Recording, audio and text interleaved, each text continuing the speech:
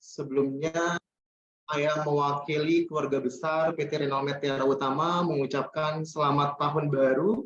Semoga di tahun 2023 ini kita semakin lebih baik dari tahun sebelumnya, dan semoga apa yang jadi target kita di tahun 2023 bisa tercapai. Amin.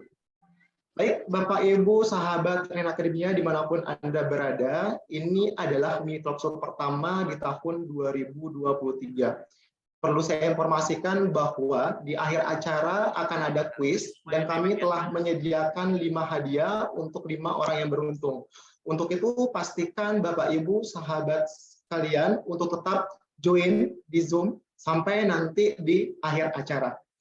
Baik, Bapak Ibu sahabat Ren Akademia, saya Syarif. 30 menit ke depan kita akan membahas mengenai emergency preparedness in dialysis unit dengan narasumber yang sangat luar biasa, dan saya yakin Bapak Ibu sahabat Ren Akademia sudah mengenal beliau. Beliau adalah Mbak Dian Kusumawati, Eskepnas. Beliau adalah Kepala Ruangan RSA UGM. Kayaknya kita ini belum afdol ya kalau belum kita sapa narasumber kita pada pagi hari ini. Assalamualaikum Mbak Dian. Waalaikumsalam Mas Arif.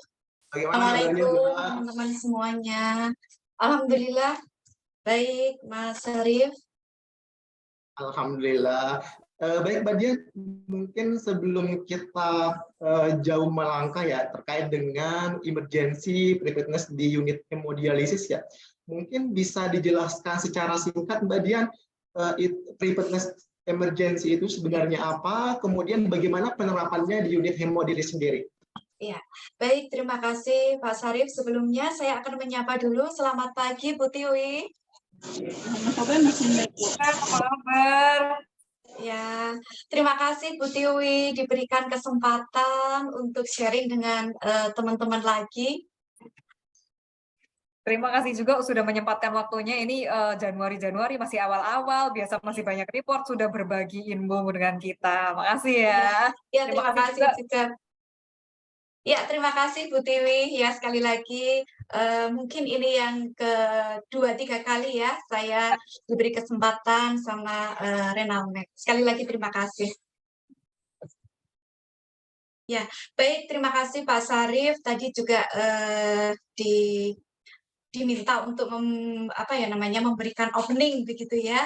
Jadi ya, seperti yang kita tahu begitu Pak Sarif dan teman-teman semua bahwa Indonesia itu adalah supermarket bencana seperti itu.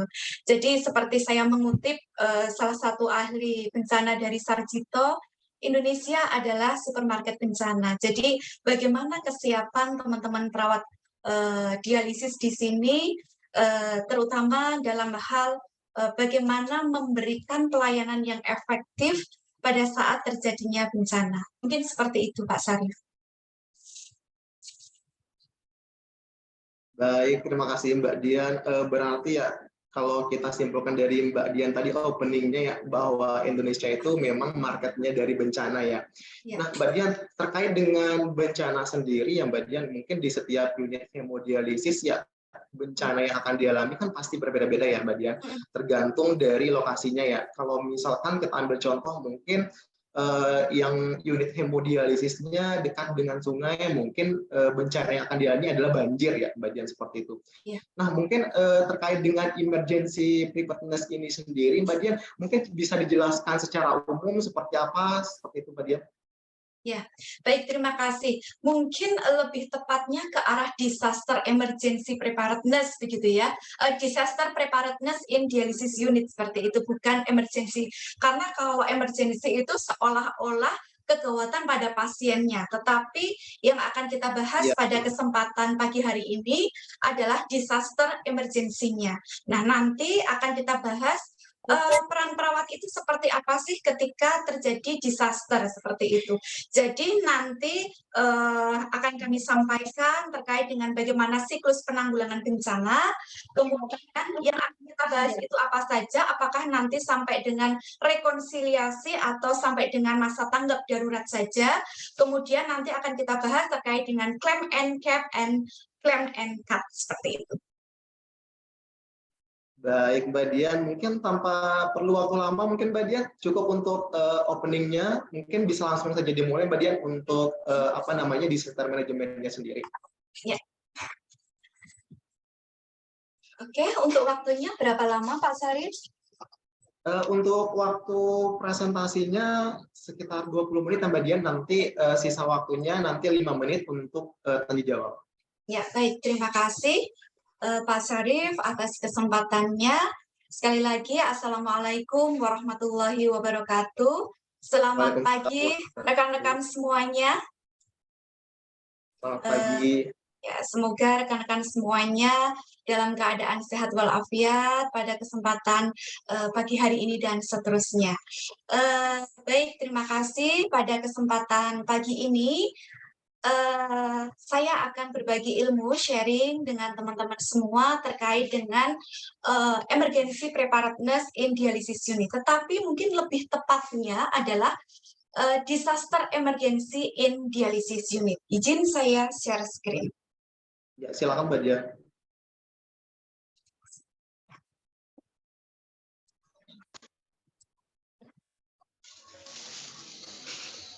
Baik, apakah sudah terlihat Bapak dan Ibu semuanya? Sudah Mbak Dian. Ya. Emergency preparedness in dialysis unit atau yang saya sampaikan tadi mungkin lebih cocoknya adalah disaster preparedness in dialysis unit, karena kalau kita memakai kata-kata emergency itu sepertinya dalam mindset kita itu adalah kegawatan pada pasien dialisis.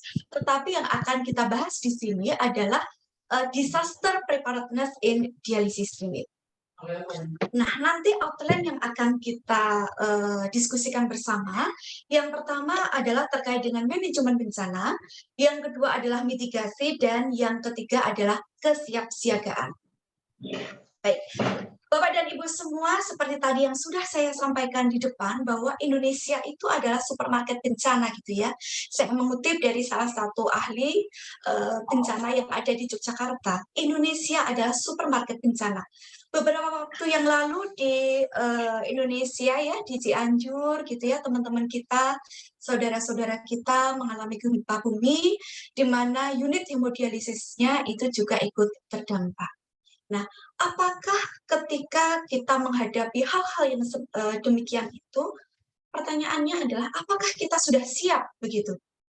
Apakah kita sudah siap untuk mengantisipasi? Pertama kita mengantisipasi, kemudian yang kedua adalah bagaimana kita menangani pasiennya. Apakah kita sudah siap untuk itu semua? Gitu. Nah, sebelum kita akan membahas lebih jauh, begitu kita akan membahas terlebih dahulu apa itu bencana. Ya, jadi bencana atau disaster itu adalah peristiwa atau rangkaian peristiwa. Jadi dia bisa satu atau dia bisa rangkaian peristiwa. Ya, mungkin beberapa waktu yang lalu ya di Aceh tahun 2006 begitu ya, gempa bumi baru kemudian disusul dengan tsunami. Kemarin yang di Cianjur itu gempa bumi. Jadi bencana itu bisa peristiwa atau rangkaian peristiwa, di mana hal itu dapat mengancam dan mengganggu kehidupan masyarakat, ya, baik oleh faktor alam ataupun faktor non alam, ya. Faktor non alam ini bisa disebabkan karena faktor manusia juga, yang mengakibatkan timbulnya korban jiwa, baik pada manusia, ya, maupun kerusakan lingkungan, harta benda, dan dampak psikologis.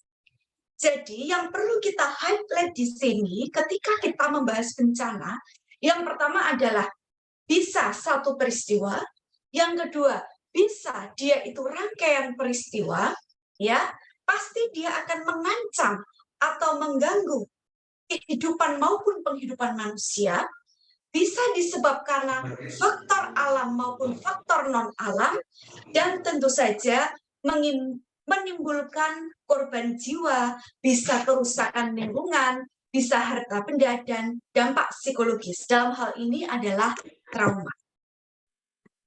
Selanjutnya, Bapak dan Ibu semua, ketika kita sudah mengenal apa itu bencana, tentu saja yang kita lakukan adalah bagaimana kemudian memanajemen bencana itu.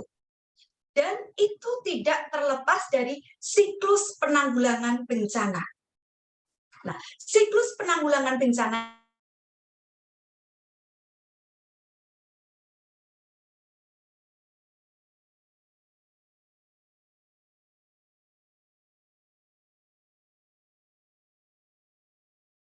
di bencana pada saat tidak terjadi bencana. Yang kedua, pada saat terjadi bencana. Yang ketiga, pada saat terjadi bencana. Dan yang keempat, setelah terjadi bencana. Jadi di sini ada 4 waktu siklus penanggulangan bencana itu.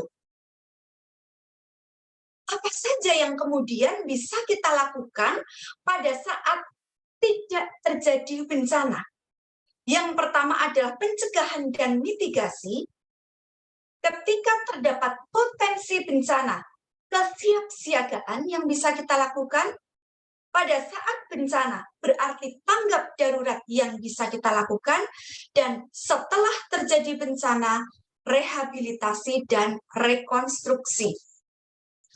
Dalam waktu 20 menit tidak mungkin untuk membahas ini semua, Bapak dan Ibu, sehingga saya akan meresume ya dari situasi tidak terjadi bencana sampai pada saat terjadi bencana.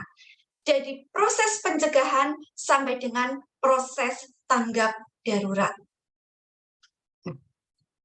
Seperti tadi yang sudah saya sampaikan, pada saat tidak terjadi bencana, yang bisa kita lakukan adalah salah satunya mitigasi. Ya, mitigasi. Apa itu mitigasi gitu ya?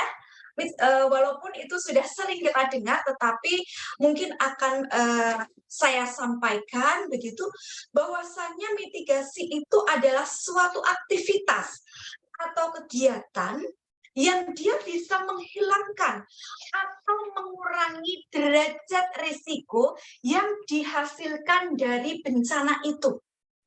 Ya, jadi dia aktivitas atau kegiatan yang bertujuan untuk menghilangkan atau mengurangi derajat risiko akibat dari bencana tersebut. Nah, tujuan dari mitigasi apa? Tentu saja ketika kita sudah mencoba untuk menghilangkan, artinya kita sudah mempelajari terlebih dahulu dampak dari bahayanya, dampak dari bencananya. Dengan cara apa?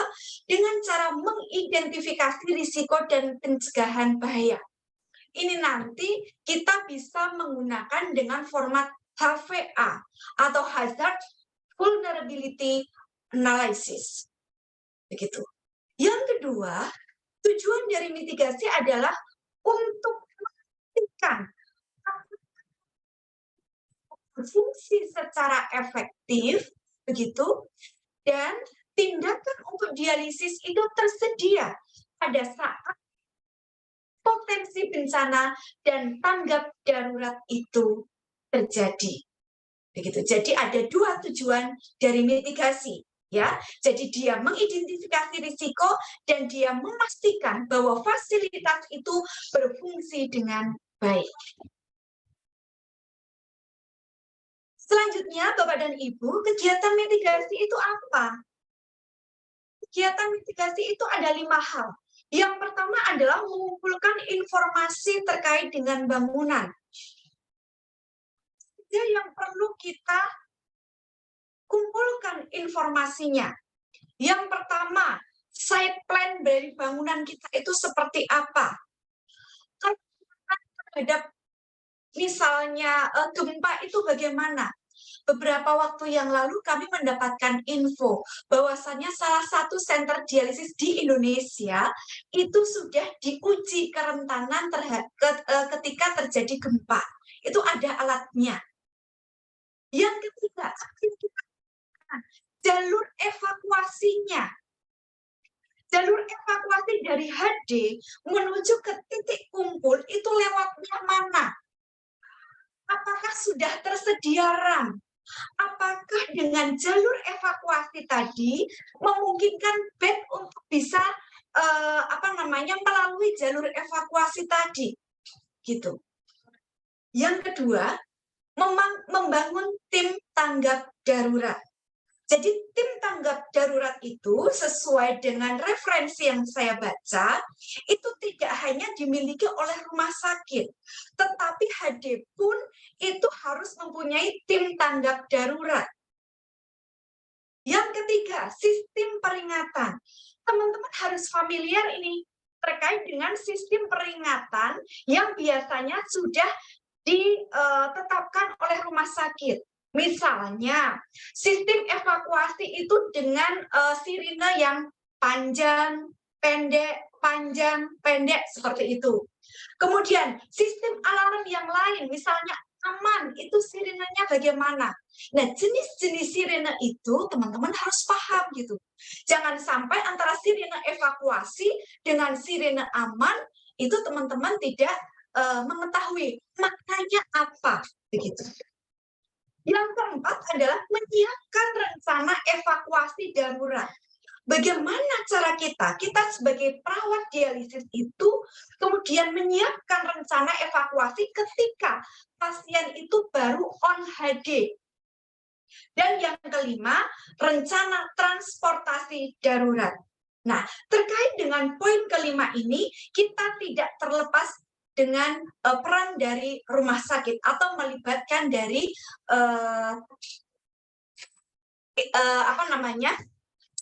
yang lain begitu. Kemudian yang selanjutnya, slide ketiga adalah kesiapan bencana. Yang pertama adalah rencana komunikasi efektif. Rencana komunikasi efektif itu dikembangkan. Salah satu contohnya adalah unit Bapak dan Ibu itu risiko kebakarannya itu tinggi. Kemudian terjadi kebakaran. Bapak dan Ibu harus nelpon kemana?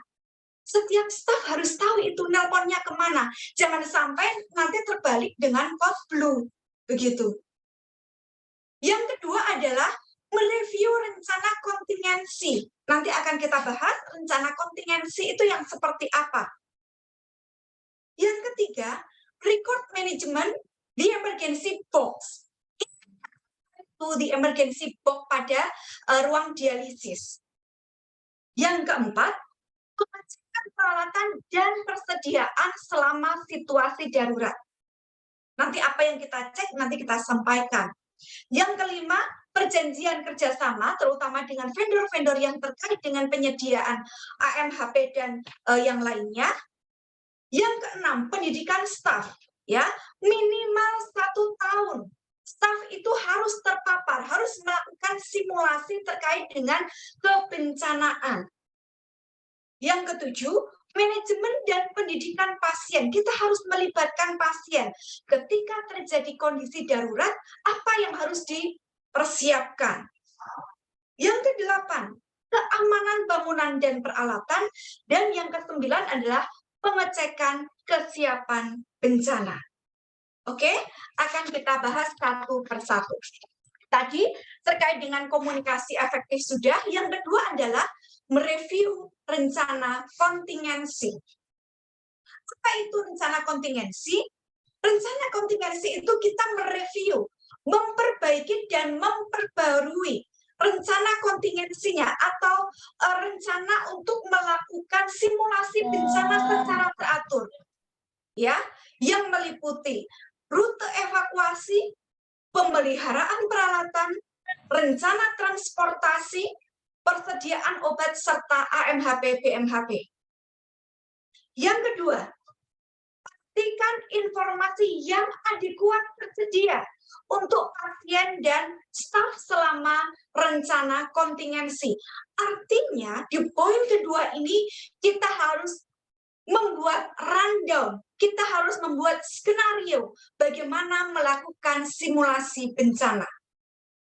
Yang ketiga adalah ketika kita melakukan rencana kontingensi, setiap perubahan harus diinformasikan kepada staf dan pasien. Supaya apa?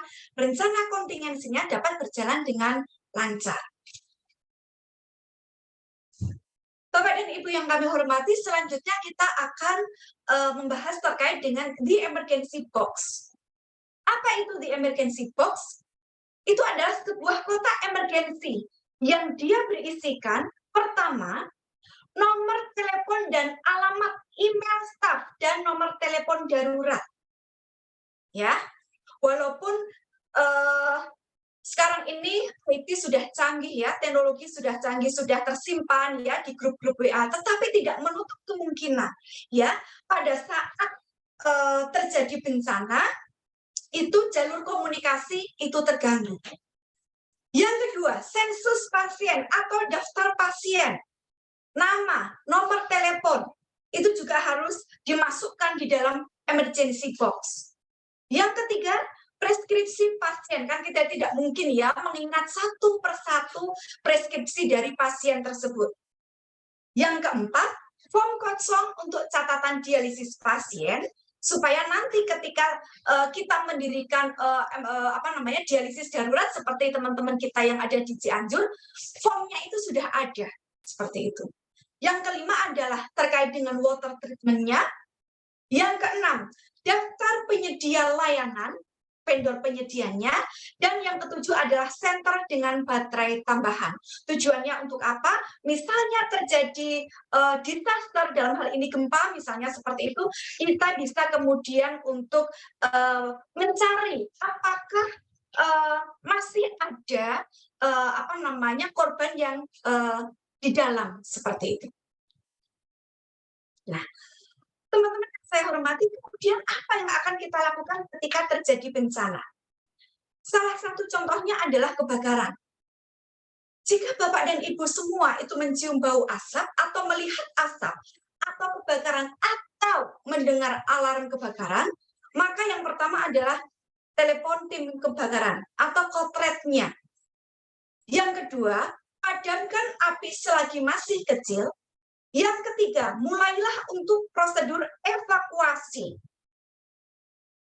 Yang keempat, lepaskan pasien dari mesin, gunakan prosedur clamp and cut atau clamp and cap. Nanti akan ada gambarnya Bapak dan Ibu semua. Dan yang kelima adalah matikan semua peralatan ketika meninggalkan area. Nah, ini nanti ada dua terminologi waktu. Bila ada waktu mengembalikan darah sebelum evakuasi, itu yang pertama. Yang kedua adalah ketika harus evakuasi secepatnya. Yang pertama, saya ulangi, yang pertama, ketika masih ada waktu ya untuk mengembalikan darah. Dan yang kedua, harus evakuasi secepatnya. Yang pertama terlebih dahulu.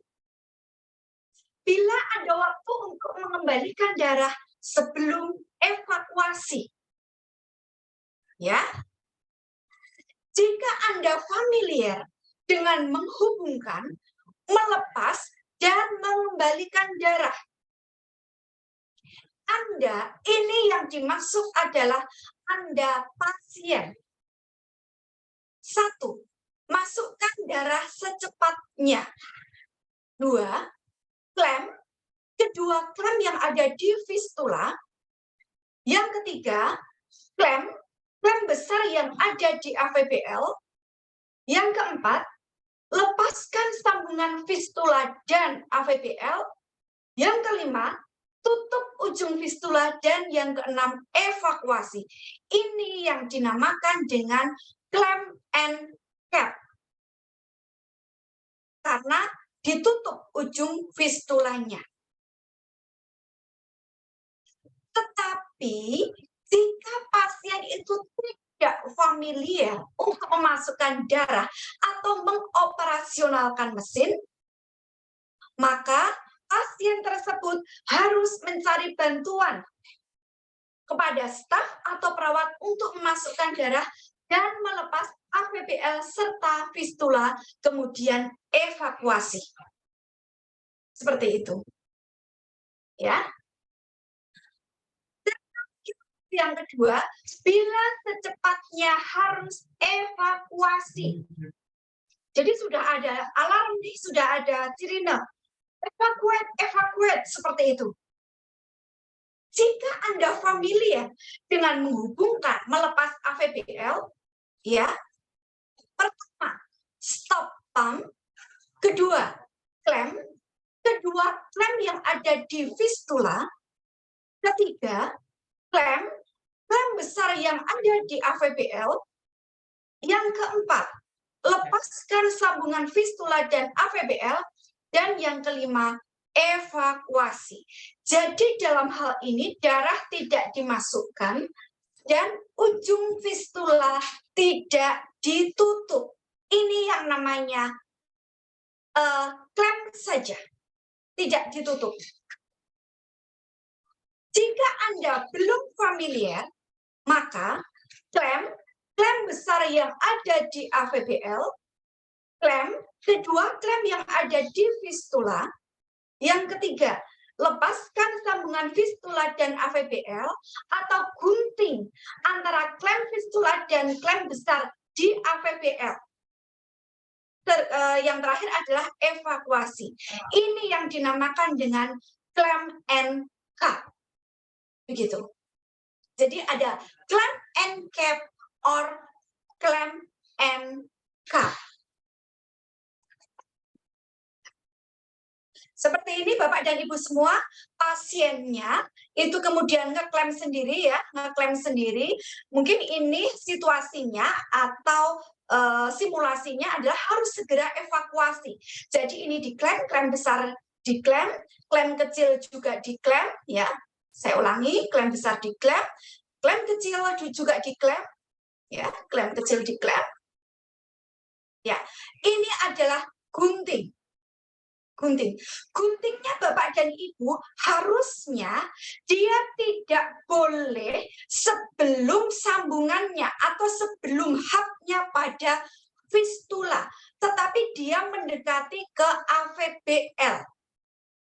Begitu. Ya. Kalau ini dengan gunting, tapi kalau cup berarti di sini harus ditutup di fistulanya. Begitu untuk prosedur klem and cap or klem and cut. Tergantung terminologi waktunya. Terminologi waktunya tergantung evakuasinya itu harus segera atau tidak, atau memungkinkan waktu untuk kita mengembalikan darah pasien. Yang selanjutnya adalah ketika gempa bumi. Gempa bumi yang akan dilakukan drop, cover, and hold on di bawah permukaan yang keras, perintah pasien untuk berguling ya, untuk melindungi lengan akses mereka, ya intinya yang ada aksesnya itu terlindungi.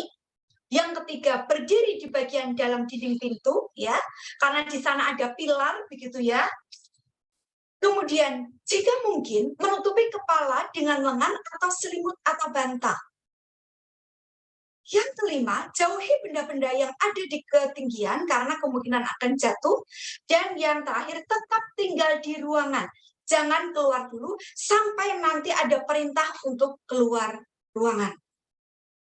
Nah, oke, seperti ini Bapak dan Ibu semua. Jadi pasiennya mungkin kalau di bawah tempat tidur itu cukup sempit, dia bisa mendekati ke pilar. Nah, setelah guncangan awal mereda, ya tetap tenang, bersiap untuk gempa susulan. Yang kedua, membantu pasien melepas pasien dari mesin jika situasi tepat. Yang ketiga, kita periksa adanya luka dan memberikan pertolongan pertama. Dan setelah gempa reda, kita keluarkan senter yang saya sampaikan tadi, apakah masih ada pasien yang tertinggal di ruangan. Sebagai kata penutup, bahwasannya kesiapsiagaan dan mitigasi itu sangat penting ya untuk mengurangi risiko terhadap bencana yang terjadi. Dan yang kedua, untuk mengantisipasi kondisi darurat, prosedur tanggap darurat dibuat dan dipelihara untuk menyediakan sarana dan prasarana yang diperlukan. Terima kasih atas perhatian Bapak dan Ibu semua. Mohon maaf apabila ada yang kurang berkenan. Saya akhiri. Assalamualaikum warahmatullahi wabarakatuh. Waalaikumsalam warahmatullahi wabarakatuh. Waduh, materinya sangat menarik sekali ya, Mbak Dian, teman-teman sekalian. Rasanya kalau 20 menit ya memang tidak cukup ya Mbak Dian untuk membahas mengenai disaster management ini sendiri ya. Baik Mbak Dian, mungkin ada beberapa pertanyaan ya Mbak Dian. Tadi terkait dengan siklus penanggulangan bencana. Yang pertama itu tadi ada 4 siklus ya kalau tidak salah. Yang pertama terkait dengan situasi tidak terjadi bencana ya Mbak Dian. Itu kan ada pencegahan dan juga mitigasi. Dan mungkin juga ada tambahan satu lagi yaitu mapping ya Mbak Dian, atau pemetaannya.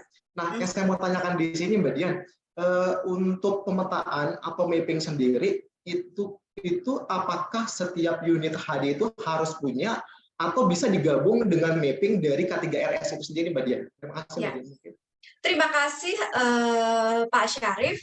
Ini pertanyaan yang menarik. Apakah ketika kita melakukan analisis risiko begitu itu dilakukan bisa dilakukan jadi satu dengan K3 rumah sakit atau dari HD itu tuh membuat sendiri. Nah, ini sudah kami diskusikan dengan K3 rumah sakit di tempat kami, dan beberapa waktu yang lalu kami berkesempatan juga untuk mendiskusikan hal ini. Memang sebaiknya unit HD itu membuat sendiri dalam bentuk hazard vulnerability analysis seperti itu. Nanti kalau boleh saya share screen, tapi harus ini ya mengambil. Nanti mungkin bisa teman-teman cari ya di Google HVA, Hazard Vulnerability Analysis. Di situ ada. Baik Mbak Dian, berarti unit HD sendiri harus punya ya Mbak Dian untuk mapping atau pemetaannya sendiri. Nah Mbak Dian, masih terkait dengan mapping. Untuk mapping atau pemetaan sendiri, ini nantinya di-update apakah setiap berapa lama tuh Mbak Dian untuk update terkait dengan pemetaan atau mappingnya ini sendiri? Kalau untuk updatingnya itu setiap 1 tahun. Mas, karena kan nanti kan ada probability, ada dampak seperti itu. Nanti untuk item-itemnya itu disesuaikan dengan itu dan diperbarui itu setiap 1 tahun. Baik, berarti tetap diperbarui ya Mbak Dian, tidak selamanya dipakai mapping tersebut, tetapi diperbarui setiap 1 tahun ya. Baik. Betul. Nah Mbak Dian, ini udah ada pertanyaan di kolom chat dari teman-teman ya. Ini pertanyaan yang pertama, mohon tanggapan Mbak Dian tentang hadis shift ketiga di atas jam 8 malam. Apakah resikonya lebih besar bila terjadi bencana? Ya, saya rasa kalau terkait dengan shift itu ya, kalau misalnya terjadi bencana, ya tidak hanya shift yang ketiga saja begitu. Baik shift pagi, shift siang, shift malam, itu kalau malam itu untuk resiko terjadi bencana sama saja. Tetapi mungkin ke arah koordinasi, kemudian terkait ke arah penerangan itu akan lebih besar kalau misalnya bencana itu terjadi pada malam hari, seperti itu. Baik, berarti resikonya sama ya Mbak Dian, baik yang pagi, siang atau malam ya, sama ya, karena kan bencana tidak bisa kita prediksi datangnya kapan nih Mbak Dian. Cuman yang lebih membatasi atau yang menjadi tantangan itu adalah kalau terjadi bencana di malam hari terkait dengan koordinasi, kemudian pencahayaannya itu lebih kurang, sehingga terkait dengan evakuasi juga pasti akan terhambat seperti itu ya Mbak Dian. Iya. Baik Mbak Dian, ini pertanyaan yang selanjutnya ini dari Mbak Agustin. Wah ini temannya rekan kerjanya Mbak Dian nih. Selamat siang Bu Dian, izin bertanya, kalau misalnya ada kebakaran di ruang HD, apa yang harus pertama kali dilakukan? Ya, itu di slide sudah saya sampaikan tadi. Kalau apinya itu masih kecil, ya kita berupaya untuk meminimalisir supaya api itu tidak besar ya. Saya rasa teman-teman sudah banyak sekali terpapar terkait dengan bagaimana cara menggunakan APAR. Kemudian yang kedua, apabila ketika kita nilai api itu sudah besar, mungkin kita bisa telepon ke kotretnya, seperti itu. Baik, Mbak Dian, terima kasih Mbak Dian untuk jawabannya. Nah, Mbak Dian, ini saya punya pertanyaan. Tadi masih terkait dengan siklus penanggulangan bencana ya Mbak Dian, yang paling akhir yaitu setelah terjadi bencana. Nah, kalau setelah terjadi bencana, biasanya kita lakukan recovery atau pemulihan ya Mbak Dian. Nah, kalau saat kita melakukan recovery, mungkin itu membutuhkan waktu yang cukup lama ya Mbak Dian untuk kembali normal lagi. Nah, yang saya mau tanyakan Mbak Dian, ketika selama recovery itu atau pemulihan itu, standar minimalnya kita itu untuk dialisis itu pasca bencana itu apakah ada standar atau enggak Mbak Dian?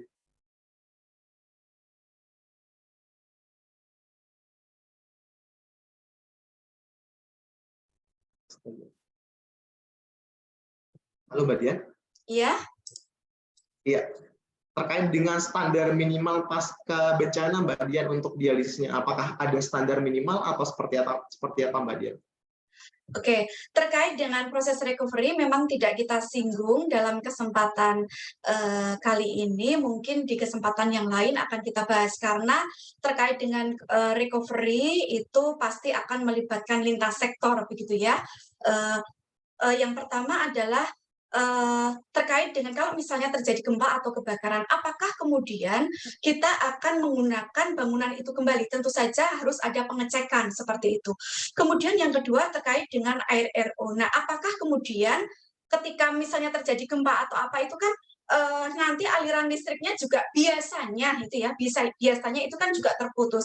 Itu juga akan mengganggu proses pembuatan air RO-nya sendiri. Nah, itu tidak kemudian bisa kita putuskan.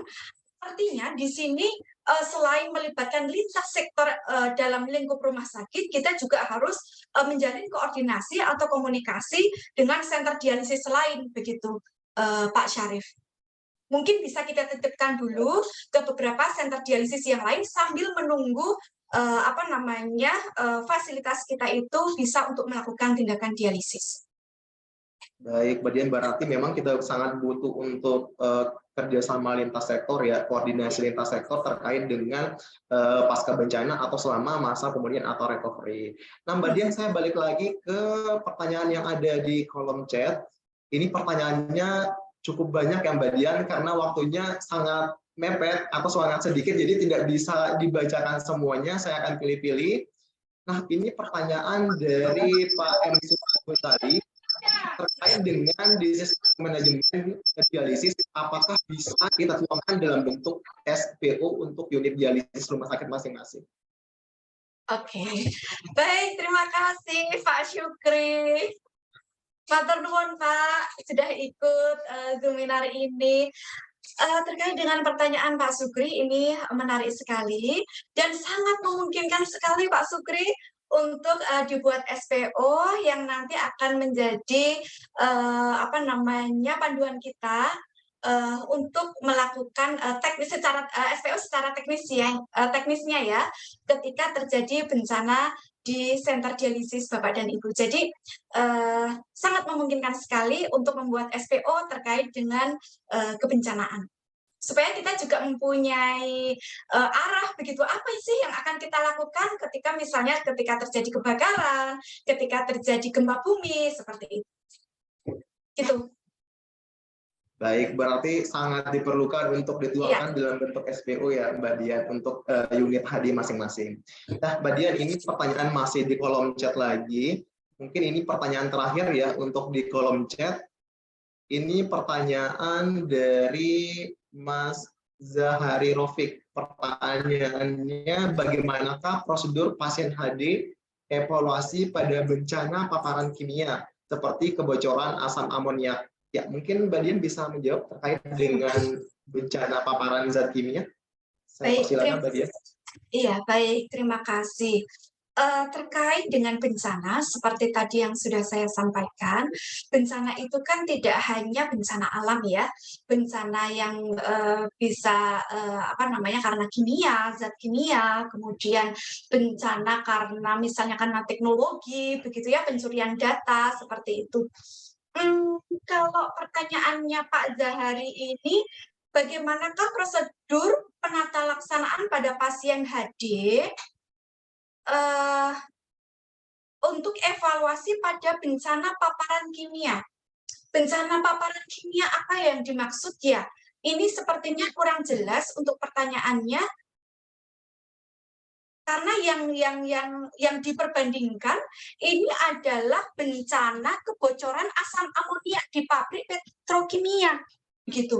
Mungkin diperjelas lagi ya untuk bencananya itu tuh apa begitu. Tapi saya rasa di beberapa center dialisis itu sudah melakukan manajemen risiko ya, terkait dengan risiko-risiko apa saja yang kemudian akan dihadapi oleh center dialisis. Misalnya risiko tumpahnya renalin atau tumpahnya cairan disinfektan yang digunakan untuk proses reprocessing dialiser.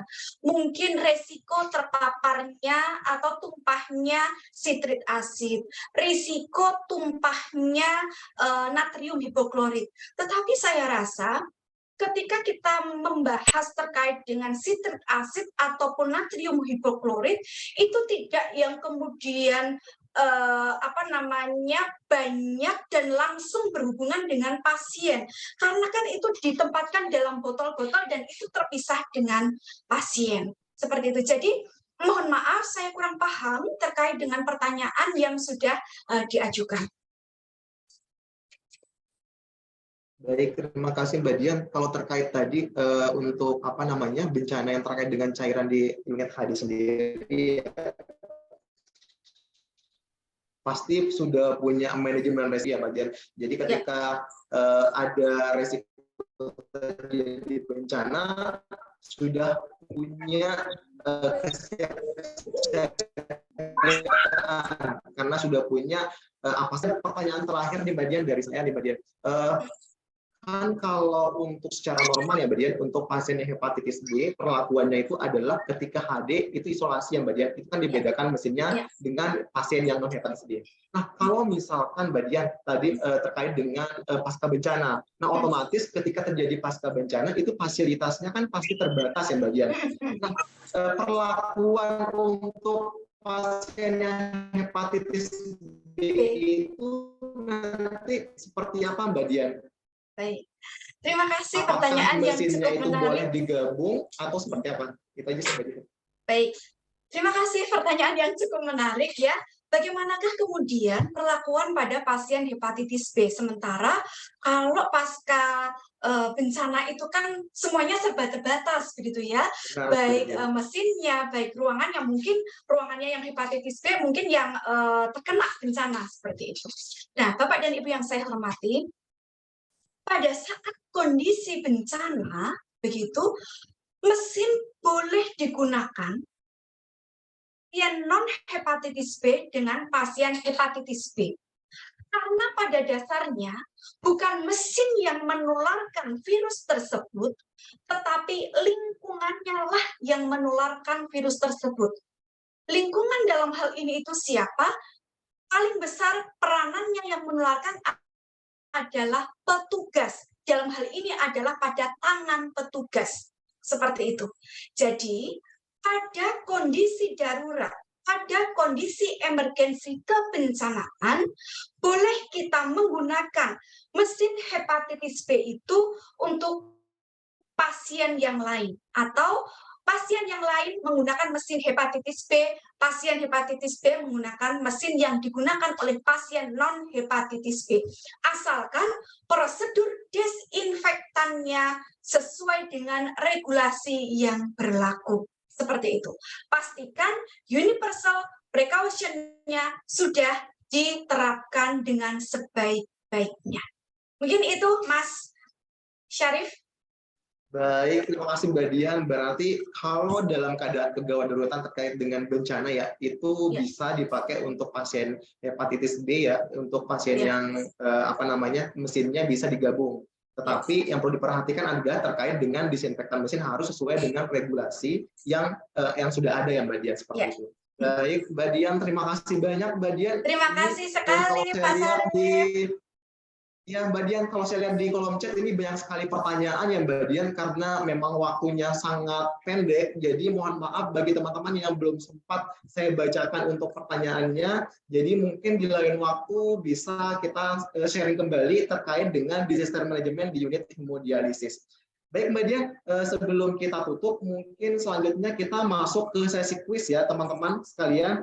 Jadi soal yang ada di kuis itu semuanya ada di materi yang disampaikan oleh Mbak Dian. Jadi sebelum kita masuk ke kuis, mungkin kita boleh foto bersama dulu ya sebelum kita masuk ke kuis.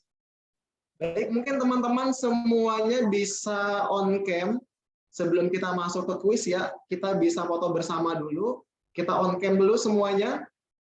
Di sini pesertanya cukup banyak sekali ya, ada 4 kali pengambilan sesi foto. Jadi teman-teman semua cukup senyum saja ya, jangan sampai luntur senyumnya karena ada 4 screen yang harus kita ambil fotonya. Baik, untuk screen yang pertama saya hitung 1, 2, 3. Oke, screen yang kedua 1, 2, 3. Oke, screen ketiga 1, 2, 3. Dan yang terakhir 1, 2, 3. Ya, baik teman-teman, sesi fotonya sudah selesai. Selanjutnya kita masuk ke sesi kuis. Saya share kuisnya terlebih dahulu. Apakah sudah terlihat untuk kuisnya? Nah, jadi teman-teman bisa masuk melalui Google atau Google Chrome dengan cara ketik joinmyquiz.com. Kemudian setelah diketik, masuk. Kemudian selanjutnya adalah masukkan kode 160642. Jadi di kuis kali ini kita sudah sediakan 5 hadiah yang sangat menarik bagi teman-teman, 5 orang yang beruntung. Nah, jadi semua pertanyaan yang ada pada kuis kali ini semuanya ada di materi yang disampaikan oleh Mbak Dian. Jadi di sini ada 10 pertanyaan, setiap pertanyaan itu waktunya adalah 10 detik. Jadi siapa cepat dan tepat jawabannya, maka itulah yang nantinya akan pasti menjadi pemenangnya.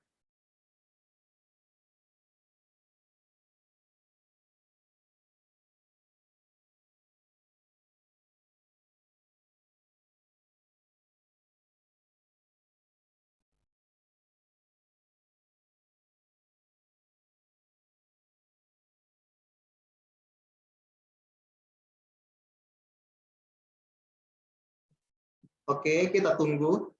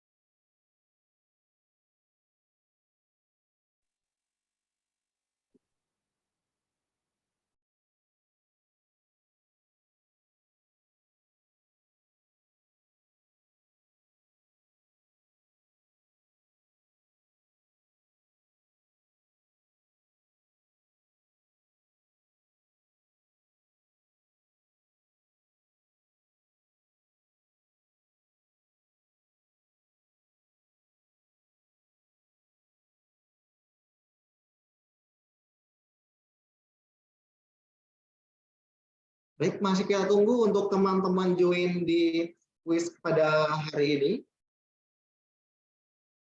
Jadi jika teman-teman tadi menyimak dari awal sampai akhir, pasti jawabannya bisa menjawab karena semua soal yang ada pada kuis semuanya diambil dari materi yang disampaikan oleh Mbak Dian.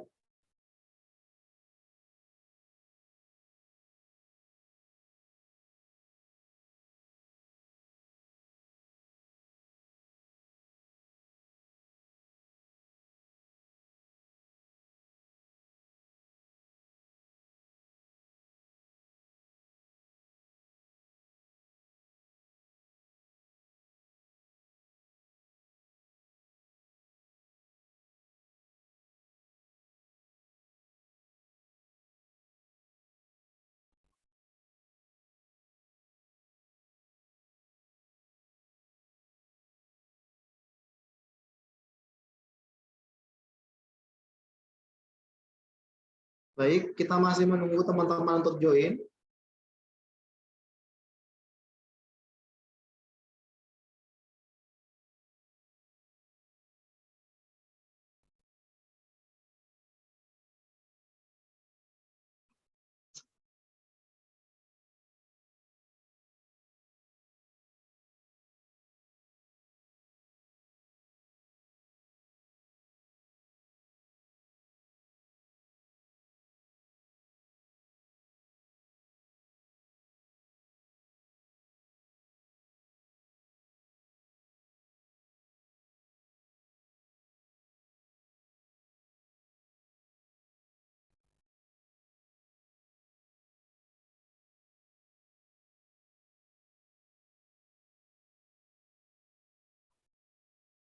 Udah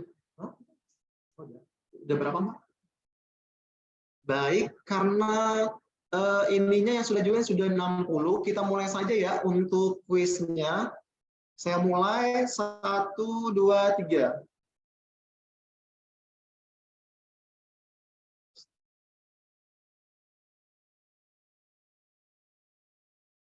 Sebentar.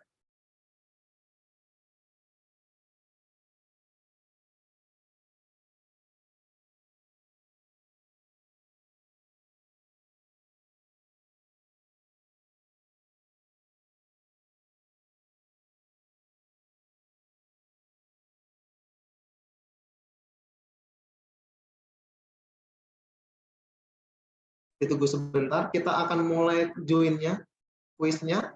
Oke, karena sudah ada 62 orang yang join, kita mulai untuk kuisnya. 1, 2, 3, dimulai.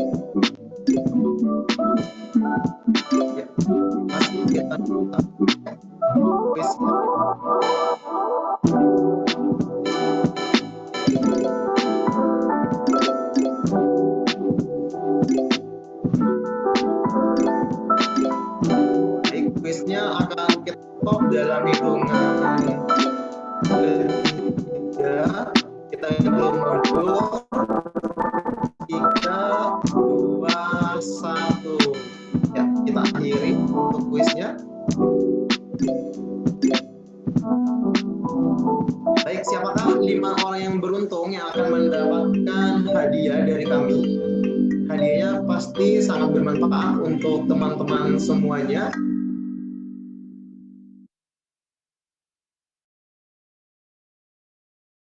Nah, inilah 5 orang yang beruntung mendapatkan hadiah pada mini talk show hari ini.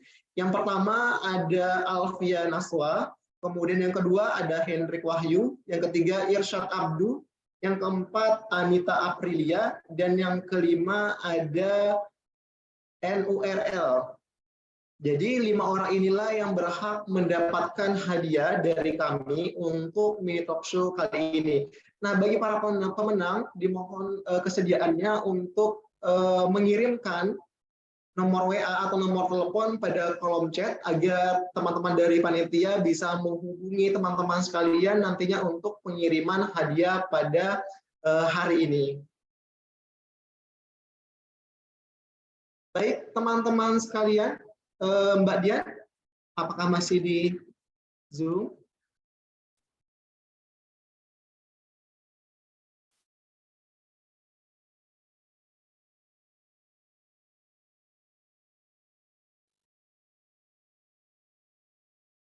Baik teman-teman sekalian, untuk acara Renalmed Mini Talk Show pada hari ini terkait dengan disaster management dengan pematerinya Mbak Dian sudah selesai. Jadi semoga apa yang disampaikan oleh Mbak Dian pada hari ini bisa bermanfaat untuk kita semua, kemudian bisa kita terapkan di unit hemodialisis kita masing-masing agar apa yang telah kita dapatkan hari ini bisa bermanfaat.